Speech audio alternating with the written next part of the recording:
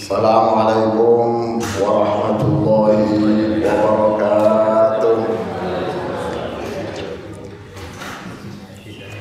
Al-Fatihah.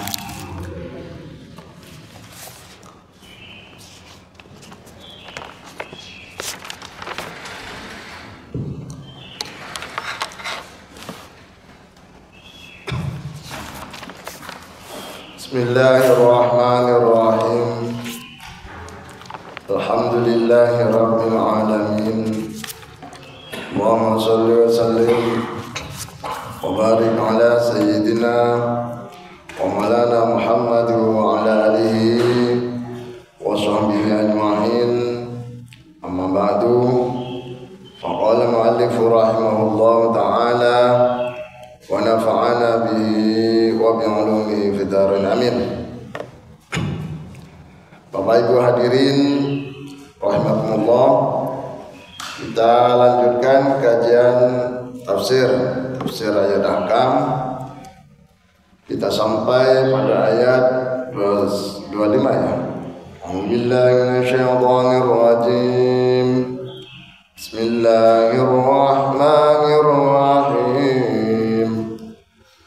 Wa basyiril ladzina amanu wa 'amilus shalihati anna lahum jannatin tajri min tahtihal anhar kullama ruziqu minha min thamaratir rizqan qalu hadha alladhi ruziqna min qablu wa utu bihi mutashabiha wa lahum fiha azwajun mutahharatun wa hum fiha khalidun. Subhanallah.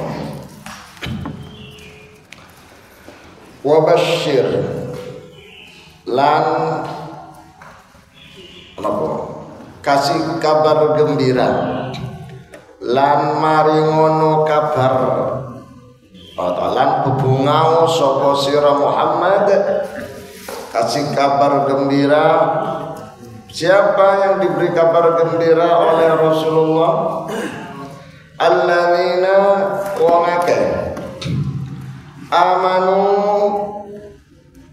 kang padha iman sapa alladzina ay shadaku tegese benderakan sapa alladzina billahi kalawan Allah. Shadaku percaya sapa alladzina billahi kalawan Gusti Allah. Perintah Allah terhadap Rasulullah khususnya dan pada seluruh umat Islam yang berilmu, yang disebut dengan ulama sebagai pewaris Nabi, untuk memberikan kabar gembira terhadap orang lain. Siapa mereka itu? Satu, alladzina amanu, orang-orang beriman. Kabar gembiranya apa? Nanti di belakang disebutkan, dijamin masuk surga. Allahumma wa'afi jenengan niki kan beriman. Napa tanda-tanda wong iman itu? Tanda-tanda wong orang beriman itu satu, kalau ada kebaikan senang, walaupun dirinya terkadang belum bisa melakukan. Jenengan ningali wong ahli ibadah seneng napa boten? Seneng kan? Walaupun awake dhewe belum terlalu aktif ibadah. Jenengan ningali orang ahli baca Quran senang walaupun diri kita belum terlalu baik bacaannya. Kita senang melihat orang puasa Senin Kamis walaupun kita sendiri belum bisa puasa Senin Kamis. Kita senang melihat orang-orang yang punya istri 4 rukun walaupun kita sendiri gak senang. Kan bahasa saya tadi, lihat orang-orang yang istrinya 4, 2, 3. Walaupun kita sendiri tidak bisa. Harus senang. Kenapa kok harus senang, Pak? Karena itu ajaran Islam. Kita senang melihat orang ahli sedekah. Walaupun kita sendiri belum bisa dan seterusnya. Yang penting senang. Senang. Pun itu orang beriman. Nah, ada yang bertanya bagaimana supaya hati kita ini senang. Kerungu adzan Allahu Akbar, Allahu Akbar, senang. Atau dengar darusan di masjid, ada orang darusan, senang. Ada pengajian, senang. Itu orang beriman. Ya napa lek kula niki seneng ngaji, tapi rasa-rasa ya seneng. Jamaah ya aktif, pengajian ya rutin. Tapi napa? Judi ya seneng, togel ya seneng. Pokoknya seneng kabeh seimbang, balance. Apakah beriman? Belum. Itu apa namanya ya? Imannya sekarat. Kan ada istilah iman 24 karat, ada iman 10 karat, ada iman sekarat alias satu karat, disingkat sekarat. Iman 24 karat itu wong gak tahu dosa blas, kaya para nabi, para ulama. 24 karat. Ada iman 10 karat. Apa itu? Ya, togel senang, ngaji ya senang, ngaji tafsir senang, ngerumpi ya senang. 10 karat. Yang sekarat ya apa? Ya awai gak tahu sholat, krungu adzan brep bekan, krungu ngaji, lopo ngaji to, lopo adzan pakai keluar. Adzan itu wong untuk sholat gak usah banter-banter. Yang penting krungu pemane saiki wis ana jam, gak perlu adzan. Jare ngono Pak, kuwi imane piro sekarat. Enten boten mriki tiyang mriki sing imane sekarat. Boten enten nggih. Jenengan pir 2 karat, 10 karat, 24 karat. Alhamdulillah. Nggih ngoten Pak. Nggih, alhamdulillah. Wa basyiril ladzina amanu, kasih kabar gembira mereka orang-orang beriman. Yang wajib memberi kabar gembira itu Nabi. Maka di tafsirnya disebutkan wal ulama'u wa yahtamilu annal amra amun. Ini perintah umum lahu untuk Nabi, wa likulli man tahmilu syar'uhu, wa likulli man tahammala syar'ahu. Kan ulama Nabi dan orang-orang yang menanggung memikul beban syariat untuk menyampaikan seperti para ulama, ustaz. Makanya yang ceramah, yang ngaji, yang memberikan khutbah itu harus ulama. Harus orang-orang yang bisa, yang mempunyai ilmu agama yang cukup. Bukan asal-asalan pokoknya iso ngomong. Kan banyak Pak, banyak teng YouTube niku laris, ceramah laris, tapi awake gak iso maca Al-Qur'an, awake gak iso maca kitab, napa malih hadis, napa malih bahasa Arab. Wa amilu lan lakoni sapa annadzina as-solihati ing pira-pira kelakuan nabi ai minal furudi saking pira-pira kewajiban wal nawafilan pira-pira perkara sunnah Kasih kabar gembira, mereka itu orang beriman. Gandengannya orang iman mesti amal soleh. Lek ngaku beriman gak gelem amal soleh, bohong.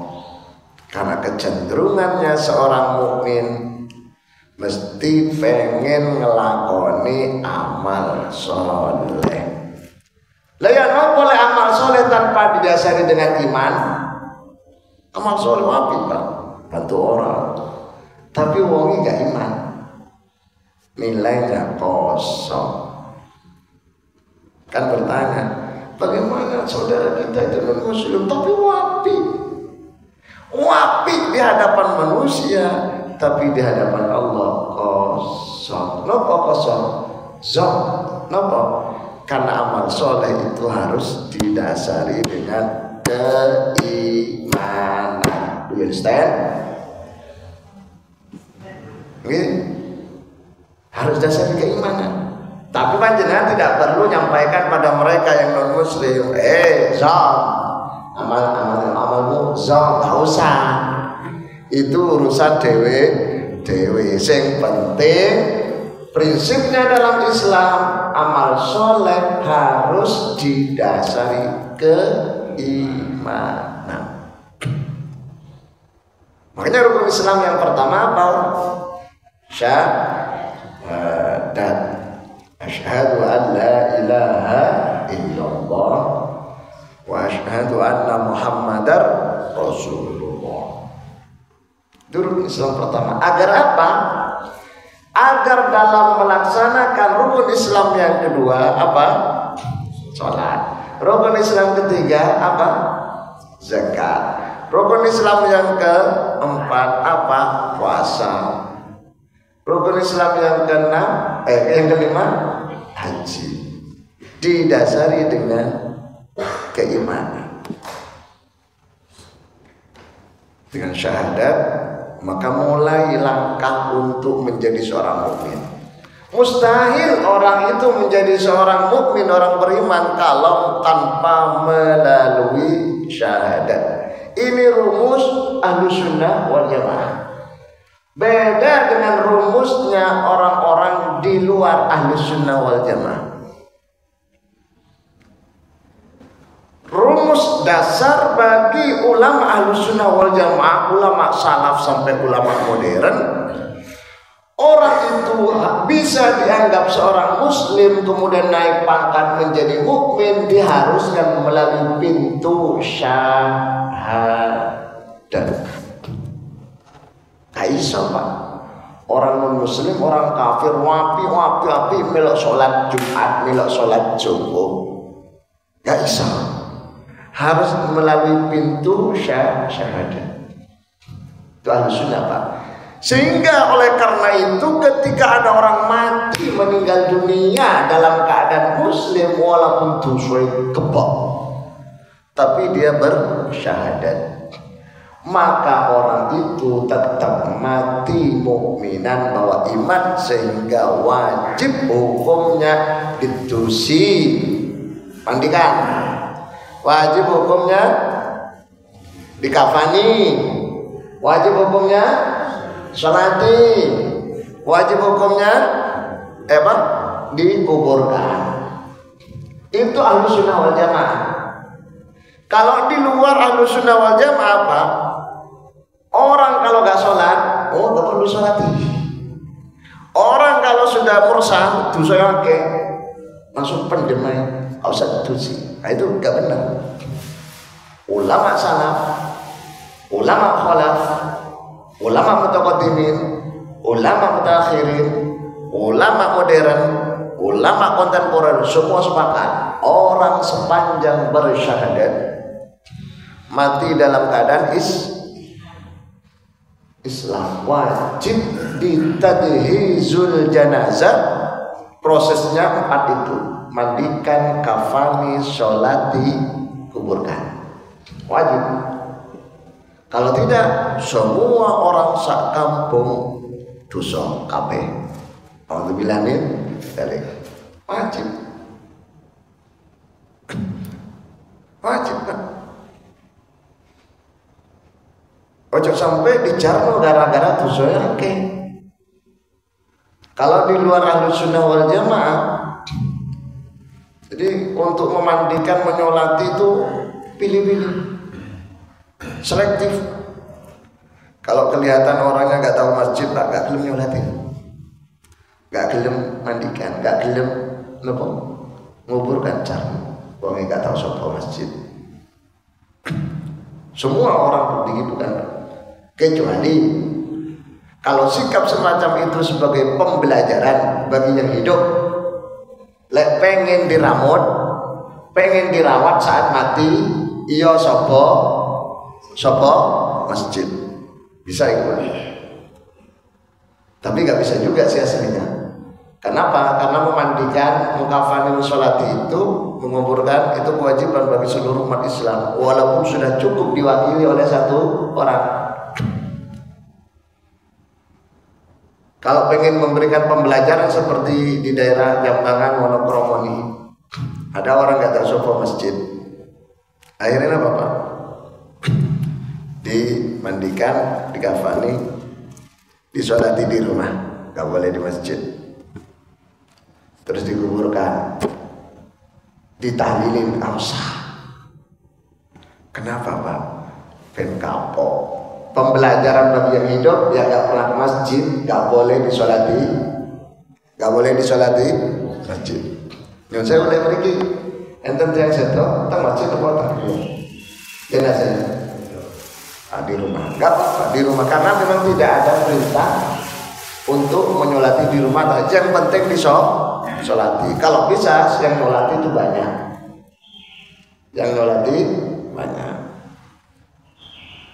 Nah, apa dasar hukumnya ulama Ahlus Sunnah wal Jamaah? Kok orang banyak dosa tetap disolati? Dasar hukumnya di masa Rasulullah ada seorang, mohon maaf kasarnya, pelacur. Wanita apa? Tunasusila istilahnya. Mati Pak. Kemudian sebelum meninggal dia bilang pada Rasulullah ngaku bahwa dirinya itu banyak dosa. Amin oleh Rasulullah karena dia pernah nikah alias pernah suami, berarti muhsanah. Walladzina yarmuna al-muhsanati thumma lam ya'tu bi arba'ati syuhada fajliduhum 80 jaldatan wa la taqbalu lahum syahadatan abada wa ulaika humul fasiqun illa alladzina tabu min ba'di dzalika wa aslahu fa innallaha ghafurur rahim. Setelah itu dirajam itu dikuburkan separuh badan, dilempar dengan batu, cetak sampai mati. Setelah mati ternyata Rasulullah sendiri yang nyolati. Kurang besar apa dosanya seorang tunasusila? Kurang besar apa? Ternyata subhanallah Rasulullah sendiri nyolati. Justru Rasulullah pernah gak gelem nyolati gara-gara orang itu punya hutang. Rasulullah gak gelem nyolati orang-orang yang punya hutang. Seorang pezina tadi, pelacur, kasaran tunasusila, Rasulullah nyolati. Ada orang mati karena punya hutang, yang satunya mati karena bunuh diri. Ada orang frustasi Pak, kemudian bunuh diri menggunakan tulang kakinya unta begini kan, perut sakit nggak? Kok tahu? Terus seret mati, Rasulullah nggak mau nyolati.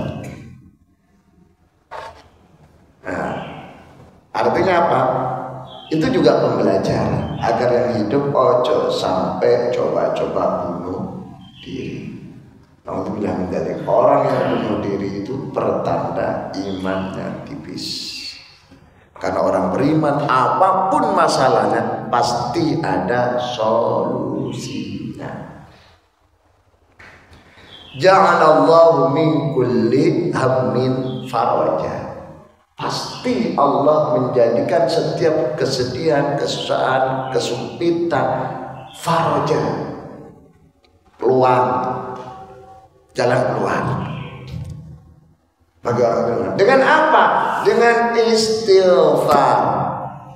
Rasul katakan, wa man aktsara minal istighfar ja'alallahu min kulli hammin faraja wa min kulli dhaiqin makhraja.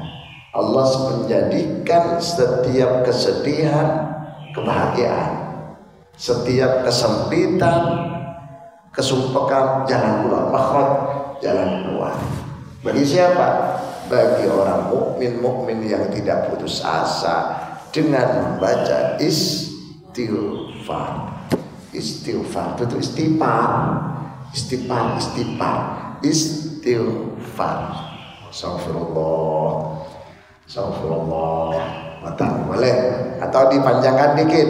Astagfirullahaladzim. Astagfirullahaladzim boleh. Atau lebih panjang lagi, astagfirullahaladzim alladzi la ilaha illa huwal hayyul qayyum wa atubu ilaih boleh. Astagfirullahaladzim li wal mutayya wa la ashabil huquqin wa ajma'an alayya wal jami'il muslimin wal muslimat wal mu'minin wal mu'minat al-ahya'i minhum wal amwat boleh. Kalau standarnya astagfirullahaladzim, astagfirullahaladzim. Al-azim itu hil-azim, astagfirullahil azim enggak boleh. Astagfirullahul azim enggak boleh. Yang benar astagfirullah fathah. Astagfirullahal azim. Astagfirullahal azim. Kalau kepanjangan standarnya lebih pendek lagi, astagfirullah. Astagfirullah. Pendek lagi, astor enggak boleh, Pak. Itu jajan. Kalau astor itu jajan. Oke. Monggo. Kita kan harus ada lewat COVID sih. Oke. Nah, untuk mereka yang meninggal COVID itu ada yang benar itu. Karena COVID. Jadi ada satu keterangan yang menegaskan bahwa orang mati karena COVID, wabah itu minasyuhada, orang mati syahid.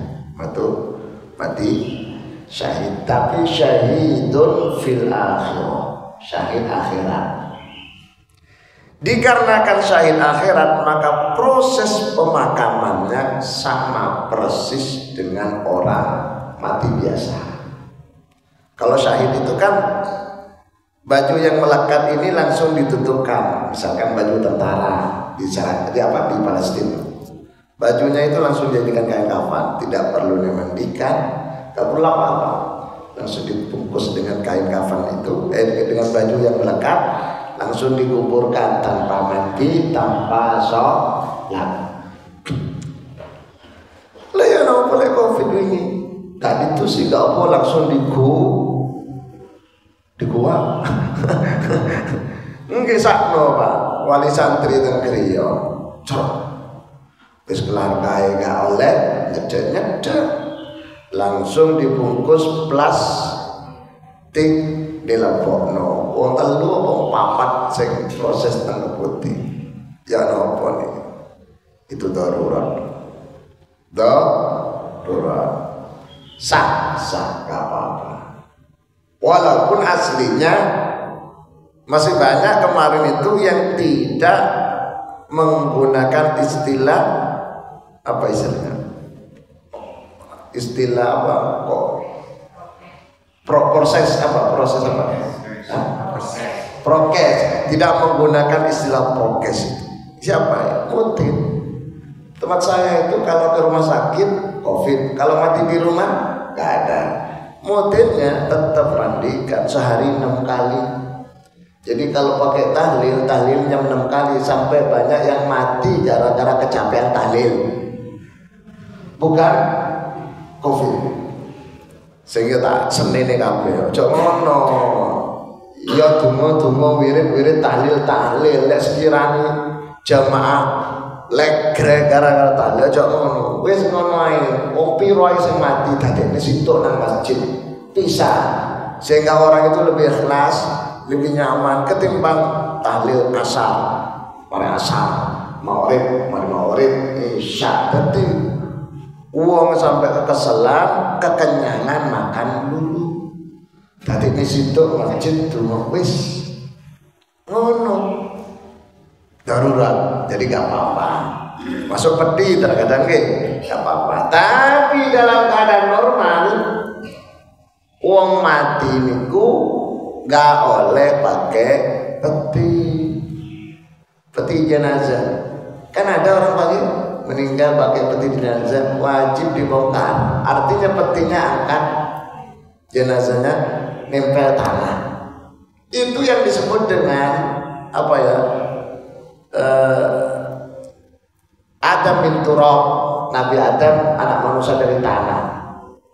Wa ya'udu ila turabin, akan kembali ke tanah. Kalau pakai peti, kembali ke peti. Sehingga menurut sebagian ulama tidak wajib. Ketika orang itu dimasukkan ke dalam liang lahat, yang lahat itu nggone wong iku, Pak. Kalau besar namanya itu namanya liang kubur. Kalau yang sauwongan itu jenenge liang lahat. Itu dianjurkan oleh sebagian ulama, Pak, pipinya dibuka, ditempeli tanah, dibuka, ini mukanya dibuka, walaupun tidak wajib. Sehingga ada yang proses pemakaman itu di jarno tertutup, ada yang pocongnya dibuka sehingga wajahnya nempel ke tanah menghadap kiblat, diganjal dengan tanah. Pernah ikut pemakaman, Pak? Enggak pernah, Pak. Nah, iya itu. Sehingga kalau ditanya bagaimana prosesnya aslinya sama dengan orang yang tidak COVID, tetapi dikarenakan proses kesehatan, ya, protokol kesehatan, prokes, maka tidak masalah. Sholatnya? Sholat jenazah tidak ada perintah harus di mana. Yang penting sholat jenazah boleh di masjid, boleh di rumah sakit.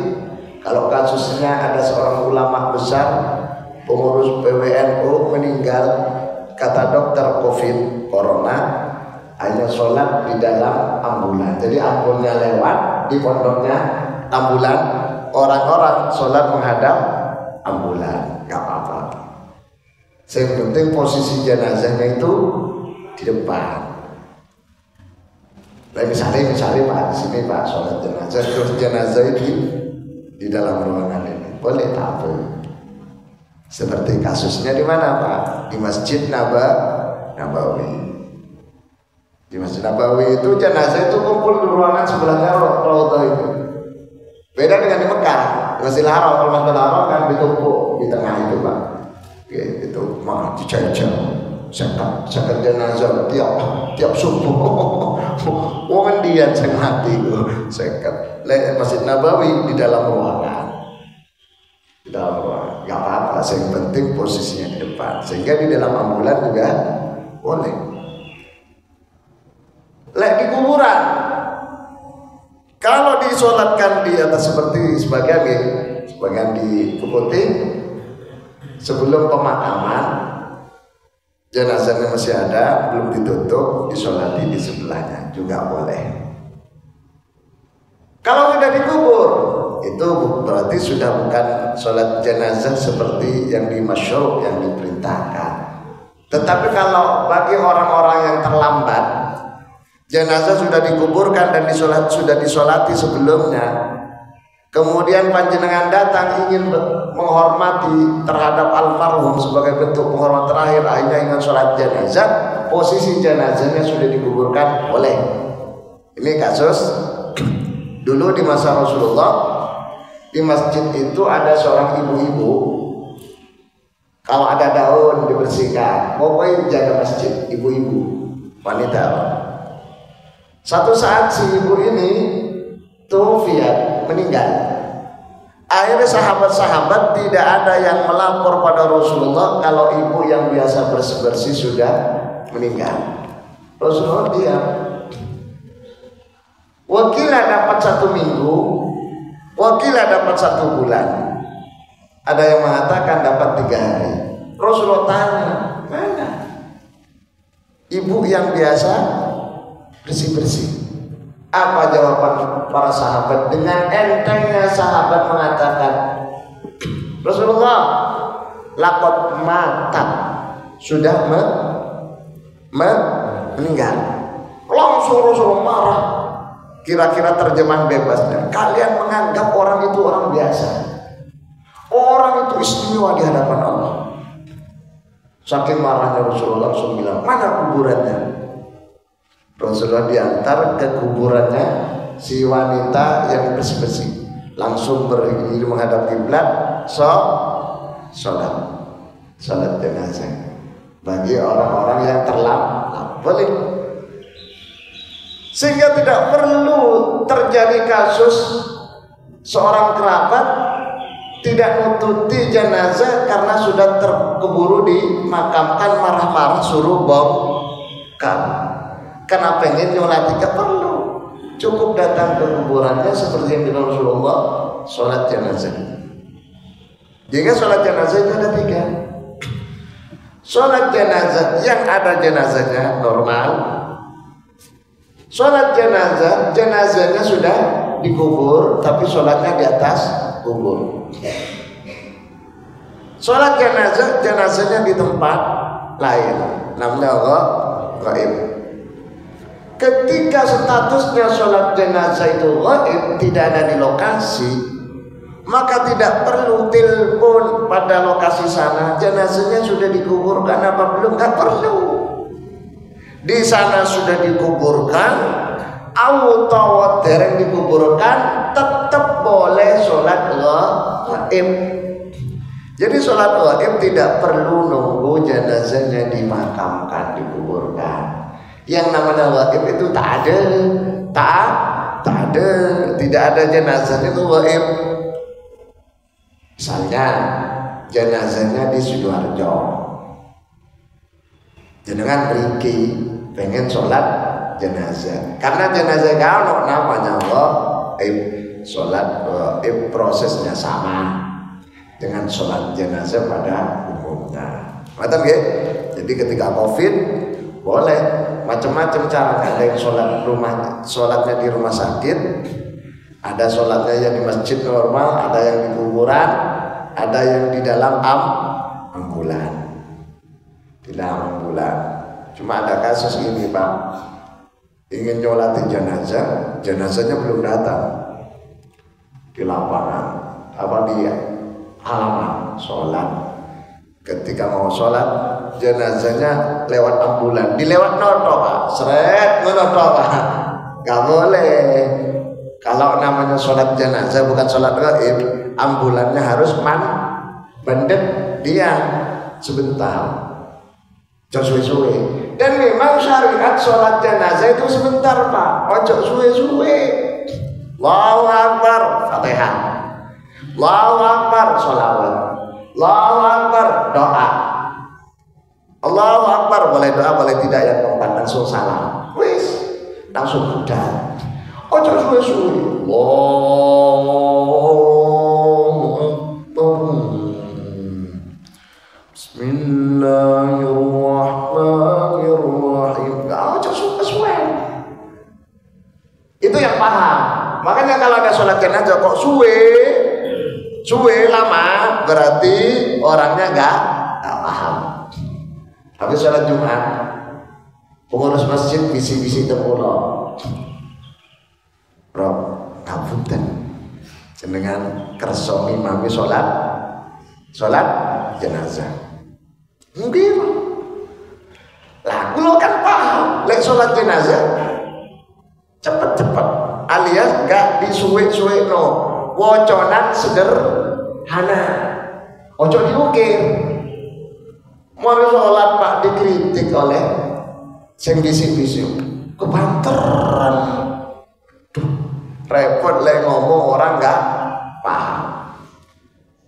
Akhirnya lama-lama ketika sudah normal, saya kandani bahwa sholat jenazah itu beda dengan sholat fardu.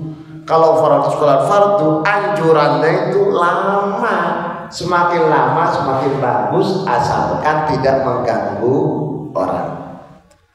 Alias misalkan kalau imami lihat makmumnya, kalau sendirian bebas. Semakin lama semakin sholat fardu. Tapi sholat jenazah lebih bagus dipercepat. Mengingat perintah Rasulullah, badiru, segera. Bahkan setelah sholat langsung dikuburkan. Oh, jangan sampai ada prosesi-prosesi yang lain. Makanya sakno Pak, kalau ada orang meninggal prosesinya seperti, mohon maaf, ada tentara apa pahlawan kan lama pahlawan masuk ke sini, di sini tembak, sakno sing mati. Wong mati niku luwih seneng segera dikuburkan ketimbang prosesi-prosesi apalagi sampai nginep. Gak seneng tuh. Karena mati itu sejatinya sebentar, cabut nyawa langsung masuk kubur hidup lagi. Alamnya berbeda. Kalau ini namanya alam dunia, kalau di situ alam barzakh. Kuburan itu alam barzakh. Hidup. Jadi matinya semakin cepat proses dari meninggal ke pemakaman cepat, berarti matinya sebentar. Kalau sampai nginep 3 hari matinya lama. Di mana itu? Rohnya ada di situ. Jenazahnya di sini, misalkan. Terkadang kan dibacain ini, boleh. Bukan masalah bacaannya. Mendiamkan jenazah di situ itu gak baik. Rohnya di situ, nangis, bingung. Ilustrasinya seperti orang naik kendaraan umum diturunkan di bukan tempat tujuan. Arahnya Wonokromo dari Gresik diturunkan di Wiyong. Bingung nggak? Bingung. Satu. Makanya lebih baik dikuburkan. Sehingga yang afdal kalau ada orang mati di Mekah, yang afdal kuburkan di Mekah, bukan di Goa dan Surabaya. Satu perjalanan lama 8 jam. Iya 8 jam 10 tergantung pesawatnya. 8 jam 9 jam 10 jam suwe carno pelenak jenazah itu Pak pesawat gak iso Pak. Alamnya berbeda. Nikmat bagi mereka bukan numpak pesawat. Roh itu walaupun gak ada pesawat nyampe. Makanya lucu ketika ada seorang artis suaminya meninggal, namanya BCL. Siapa? Nah, nama aslinya. Ya suaminya Asram. Ketika meninggal, dia beli kuburan di sebelahnya, di Kapleng. Tujuannya apa? Biar nanti bisa ketemu. Dia tidak paham. Walaupun kuburannya antar negara, kalau sama-sama beriman, sama-sama orang baik, itu akan kumpul. Walaupun kuburannya bersebelahan, kalau situ api, situ gak api, gak bisa ketemu. Paling ketemu waktu disiksa. Ayo, ya apa? Disiksa. Naudzubillah min dzalik. Nemen Pak. Jadi sejak mati itu sampai kiamat disiksa. Aduh. Makanya doanya Rasulullah seusai tahiyat, fil alamina innaka hamidum majid. Allahumma inni a'udzubika min adzabil qabri wa min adzabi Allahumma inni a'udzubika min adzabi jahannam wa min adzabil qabri, atau dibalik Allahumma inni a'udzubika min adzabil qabri wa min adzabi jahannam wa min fitnatil mahya wal mamati wa min fitnatil masiihid dajjal. Jadi yang pertama kau ingat kubur. Ya Allah, aku berlindung padamu ya Allah agar dihindarkan dari siksa kubur. Ustaz, kalau kasusnya meninggalnya maghrib, apakah langsung malam itu atau? Kan orang biasanya kalau meninggal malam besok aja. Aslinya lek sakit maghrib ya sholat sih. Wongi sholat maghrib sih. Mari sholat maghrib. Lek iso langsung mandikan, kafani, sholati. Lek kuburan wis siap, makamkan. Walaupun malam. Tapi lek kuburan itu turun siap, ojo diantar nang kuburan sakmu. Jadi matinya maghrib, dimandikan, disolati, dimandikan, dikafani, disolati. Kuburan itu turun siap, diantar kuburan kemudian ditinggal jatuh urusan menit. Gak boleh balik turun siap lubang itu loh.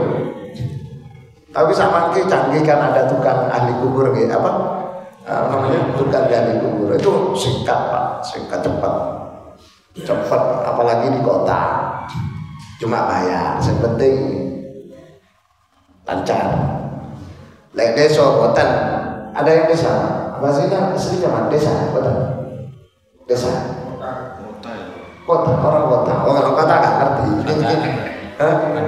Pandaan Pasuruan kota. Oh Jakarta, orang kota gak ngerti. Lek desa sebelum desa, jenengan desa. Kalau di desa itu gali kubur itu gratis, orang berlomba-lomba ingin gali kubur gratis. Cuma kalau dikasih ya diterima. Waduh ayo nanti digali gitu. Karena apa? Karena mereka paham orang desa itu Pak, bahwa gali kuburan itu pahalanya besar, nyolati pahalanya besar, mikul jenazah pahalanya besar. Tapi untuk memandikan dan kafani lek sakit keluargai dewe, kalau bisa keluarganya sendiri, jangan orang lain.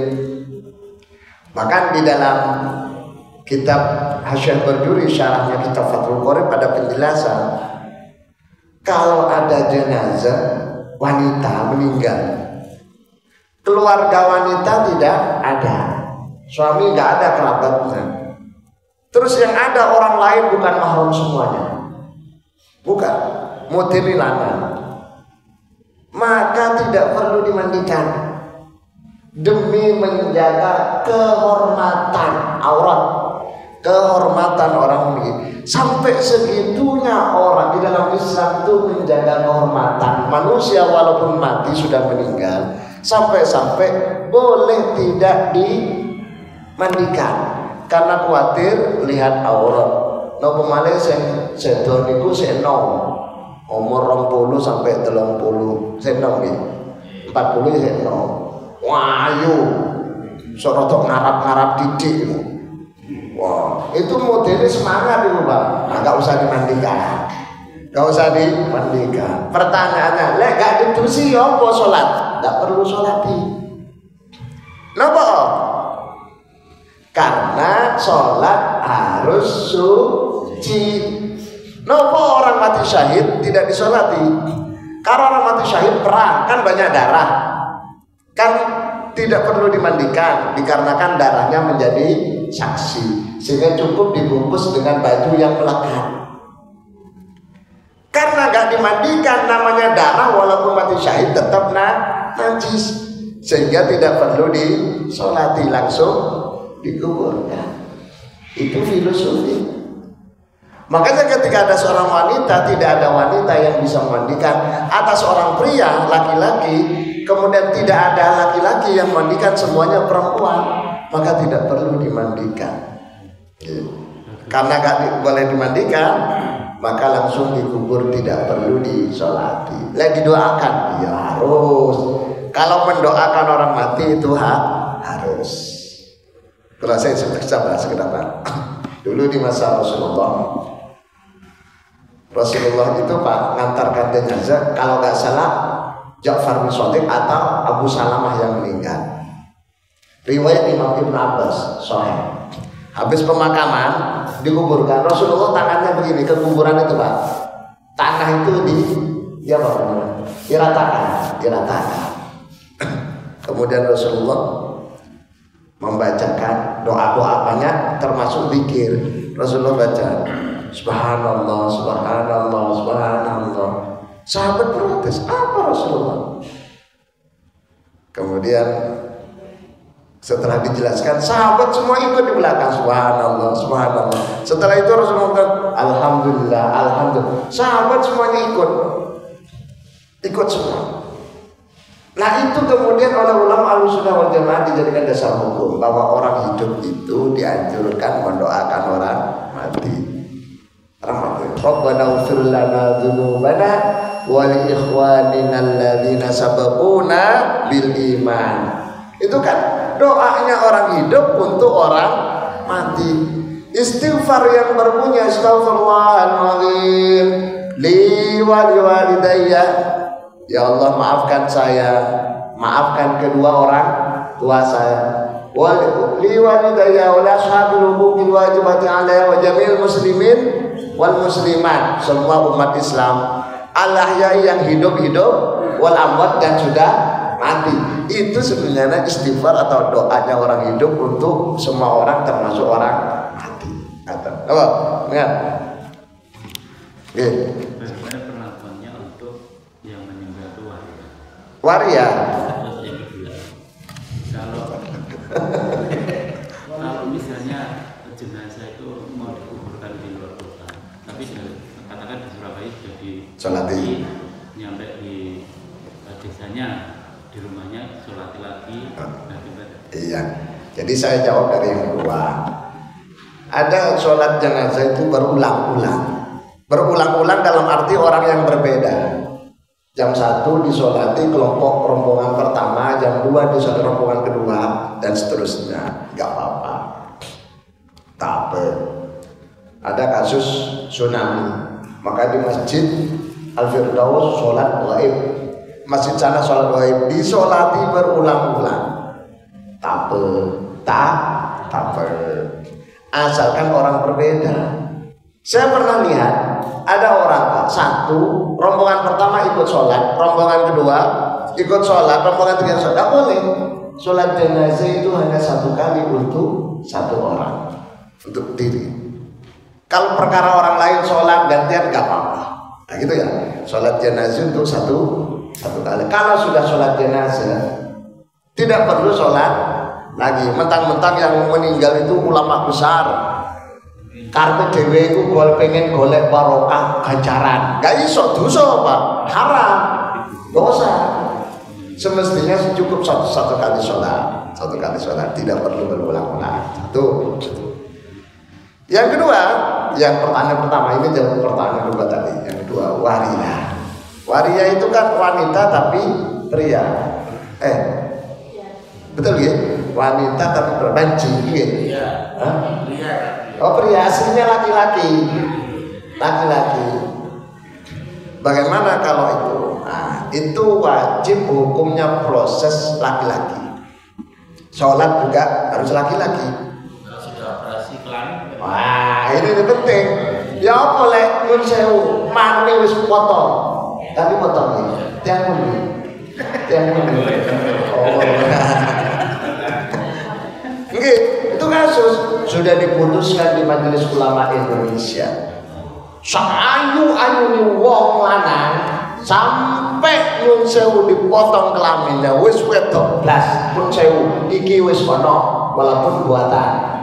Iku ni wis ono buatan sampai operasi berulang-ulang. Cuma suaranya gak iso tetep ngono wae ya.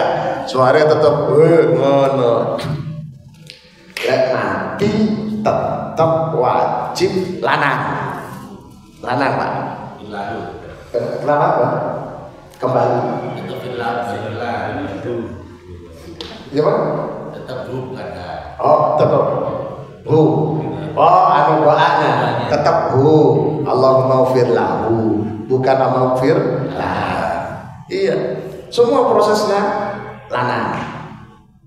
Iya, jangankan wis mati, hidup waktu hidup umroh apa itu wis ya melo haji lanang.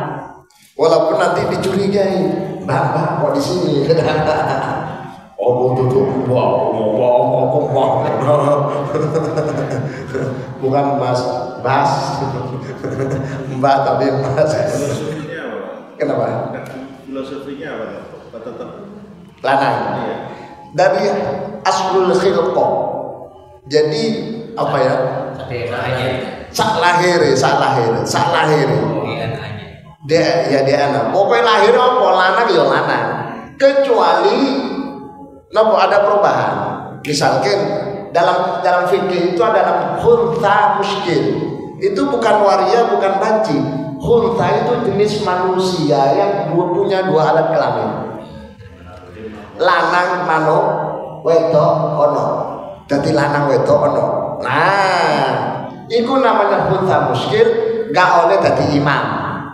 Lek makmumi wedok, oleh makmumi lanang. Lek makmumi wedok oleh. Kuatir walaupun dadi ustad yang punya dua alat kelamin, dadi imam. Terus metu wedoke. Ayo apa metu wedoke. Gak oleh. Sehingga muskil, makanya muskil itu ruwet. Muskil itu artinya ruwet. Orang yang punya dua alat kelamin. Maka bahasa Arabnya khulta muskil dalam syariat. Dalam Islam, dalam bahasa Indonesia diartikan ruwet. Uang ruwet. Podo duit. Saya punya santri, mohon maaf. Santri alat kelaminnya 2. Sehingga oleh ibu-ibu waktu lahir gak ngomong-ngomong, langsung diwedokkan. Paham ya? Langsung lahir diwedokkan sampai usia SMA. Kalau curiga, kok umumnya kekar, gede, jilbab, ayu. Tapi milik-milik nang pohon, boleh manul lho. Suara berarti air tak curhatin ibu ya. Ternyata ngaku, iya, pancen 2 alat kelaminnya 2. Kemudian periksa dokter, ternyata untuk sekarang yang sudah SMA itu ternyata lebih dominan cowoknya, sehingga jilbabnya dilepas, diputuskan di pengadilan menjadi cowok. Aktenya dulu putri, karena setelah pengadilan I-nya diganti A menjadi putra. Cuma awal dewe ustadznya, gurunya ini terkadang keprocot loh. Tri padahal wis putra. Iya, itu ada. Nah, kalau seperti itu dikembalikan nanti dokter. Mana yang lebih dominan. Tapi kalau waria itu lanang, Pak. Lanang. Namanya wanita tapi pria, macai wanita, wonge lanang. Nggih. Cuma senengane mari wong lanang, gak seneng wae. Oh eta. Nggih napa nggih? Enten waria ya mriki, boten enten. Kok melok ngaji. Oh ngeten nggih. Mugi-mugi manfaat sasaran ridho Allah SWT. Diakhiri dengan pembacaan al-asr wal asri bersama-sama. Bismillahirrahmanirrahim. Wal asri innal insana lafi khusrin illa alladziina aamanu wa 'amilus shalihati wa tawassaw bil haqqi wa tawassaw bis sabri. Subhanakallahumma wa bihamdika asyhadu an la ilaha illa anta astaghfiruka wa atubu ilaik. Walhamdulillahirabbil alamin. Ini ayat 25 Pak, belum selesai Pak. Tolong diingatkan, khawatir lompat karena belum selesai ayat. Insyaallah. Assalamualaikum warahmatullahi wabarakatuh.